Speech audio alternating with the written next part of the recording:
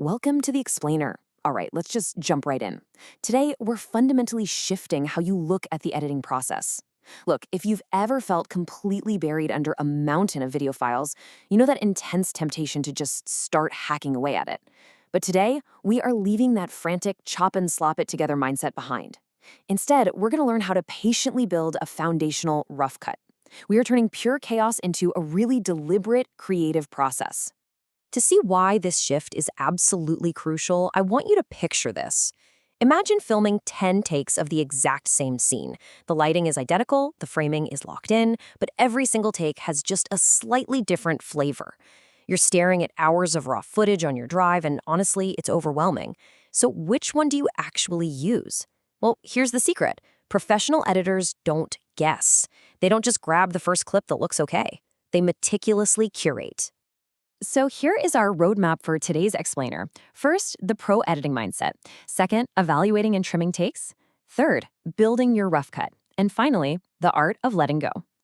All right, section 1, the pro editing mindset, where it's all about observation over speed. I want you to think of your raw, unedited footage as this massive, heavy block of unshaped marble. Before a master sculptor even thinks about picking up a chisel, they have to truly observe the stone, right? They study its flaws, its potential. Video editing is exactly the same. To manage it all without losing your mind, the pros use a structured 3-step lifeline: review, select, and then rough cut. This workflow literally stops you from rushing the timeline and forces you to respect the process. The golden rule in that very first step is super simple. Watch before you cut. You have to watch every single clip from the very beginning to the very end. And yeah, I know it sounds incredibly time-consuming, but here's why it's a non-negotiable. If you rely solely on your memory from the shoot day, you are going to miss the magic. By watching everything, you discover things you completely forgot about. You know, like an unexpected natural reaction or an authentic smile right before the director yelled action, or maybe just a really brilliant, subtle camera movement. You simply can't find those gems if you're rushing. Moving right along to section 2, evaluating and trimming takes. Now that our eyes are open and we're actively watching, we're finally ready to pick up that chisel, chip away the excess marble, and choose the absolute best takes. As you review your footage, run it through this exact checklist. Ask yourself, is the focus sharp? Is the exposure correct, or is your subject lost in the shadows? Is the audio actually clear? Is the performance believable? And does the movement feel natural? What you really need to take away from this is a massive industry secret. Ready? The best-looking shot is not always the best storytelling shot. You might have a perfectly exposed, razor-sharp clip, but if the actor's performance feels fake, it absolutely cannot go on your film. So once you've run the checklist and found that winning take, you need to mark its boundaries. And that brings us to the in point, which is simply the exact marker where a selected clip begins. Honestly, marking an endpoint is so satisfying because it instantly removes all that pre-action waste. It trims away the actors nervously clearing their throats, the slate clapping, or the camera shaking right before the action actually kicks off.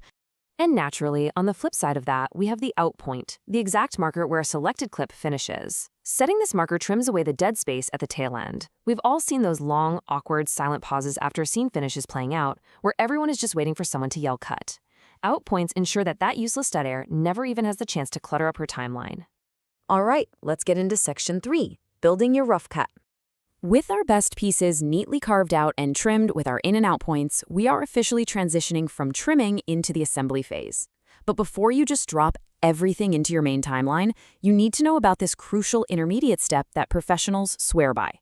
It's called creating a selects sequence. A select sequence is just a dedicated timeline containing only the strongest, most usable shots from all your raw footage. Consolidating your best clips into one safe space makes the actual editing process so much faster and honestly a whole lot less stressful. If that concept feels a bit abstract, just anchor it with a simple metaphor. Think of it as your highlight reel. Before you build the final movie, you're essentially building a personalized reel of just the golden moments from your shoot. So when it's finally time to assemble the film, you don't have to go digging through the trash anymore. You just pull directly from this reel of absolute gold. Let's see how this all comes together in a real-world scenario. Imagine you're editing a scene where a really nervous student enters a dead silent library right before a massive exam. First, your action is to review the 5 takes of that entrance. Your goal? Find the most anxious, believable performance. Next, you mark your in and out points to trim the camera shake at the door and chop off the dead space after they sit down. Finally, you add that perfectly trimmed clip to your timeline with the goal of building your chronological story one deliberate block at a time. Now, as you're dropping these clips into the timeline, I want you to memorize this rule: story first, polish later. A rough cut is absolutely not meant to be perfect. Right now, your only focus is basic continuity, getting the scene order right, and making sure the story actually flows. Please do not waste your time worrying about perfect comedic timing or smooth transitions just yet. That polish is strictly for the next stage. Which brings us to our final section. Section 4, the art of letting go. We are now hitting the biggest psychological hurdle of editing. This is where your fancy software skills meet some really tough, objective, creative choices. Look at the stark contrast here between a beginner and a master. A beginner is usually driven by impatience, right? They just automatically pick the first take that looks usable, they skip the review process completely, and they end up with a totally chaotic timeline because they're trying to add sound effects and color grade immediately. But a professional embraces patience. They methodically review everything, pull only the best clips, and build a highly organized rough cut before they even think about the polish. Sometimes this means making cuts that genuinely hurt, like having to remove a gorgeous drone shot because it interrupts the pacing of the story. Listen, it doesn't matter if you woke up at 4 a.m. and hiked up a freezing mountain for 3 hours, or how expensive the shot was. If it does not actively serve your audience or propel the narrative forward, it does not belong in your timeline. You have to put the ego aside and just let it go. So the whole big idea we keep coming back to today is perfectly summed up like this. Great editing begins with patient observation. The best editors out there spend way more time just watching their footage than they do actively clicking and cutting. They're hunting for those tiny, fleeting storytelling moments that you will literally never find if you're just rushing to export a file. Which leaves us with one final provocative question to ponder. Now that your rough story is built and chronological, how are you going to use trimming tools to perfect that timing? Your foundation is solid, your takes are the best of the best, but the pacing still needs that pro touch.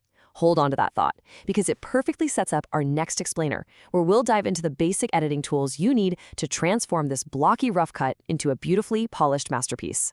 Thanks for hanging out with me for this explainer, and keep building those stories.